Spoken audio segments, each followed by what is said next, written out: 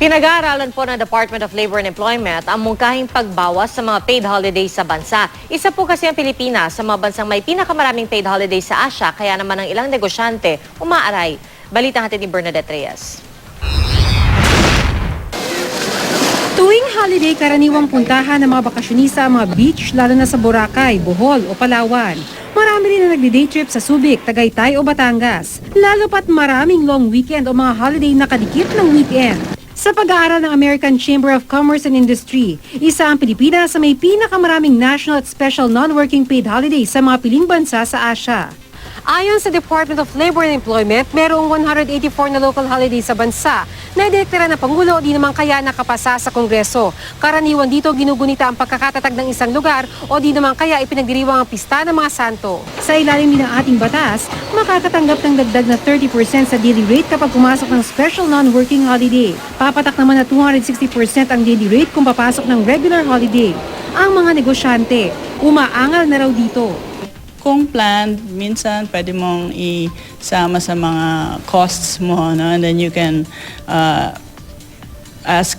enfold it into the cost of and your pricing. But when it's unplanned, talagang it could really put you in the red. Some years back where I think there were 5 special holidays and yun talagang from profit to loss ang nagiging resulta nun. Pagka-holiday magtitipid siyempre ang mga negosyante, hindi pa papasukin ng full force. Of the 800,000 registered enterprises, halos lahat yun, 99.6 of them, are small companies who cannot afford to pay holiday pays. Kaya sabi ng Department of Labor and Employment o DOLE, patuloy na inaaral nito yung sa pamamagitan ng aming Institute for Labor Studies. pero mabilis na sabi ng DOLE, hindi ito agad-agad mapapatupad. Bubuo kami ng stand sa Department of Labor and Employment at yung proseso ng pagbubuo ng stand, again dadaan din sa konsultasyon. Kinakausap natin ang mga manggagawa at saka ang mga employers dahil may kinatawan sila sa National Tripartite and Industrial Peace Council. Hindi rin naman nababahala ang Philippine Travel Agencies Association o PTAA sa hiling ng mga negosyante. Pwede naman daw i-schedule ang pagbabakasyon.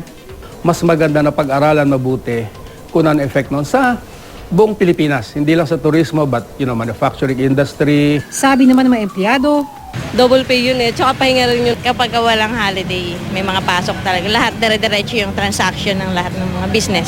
Sa amin naman kasi ma'am, di namin nararamdaman yun dahil maski holiday, nasa kalsada kami. Bernadette Reyes, GMA News.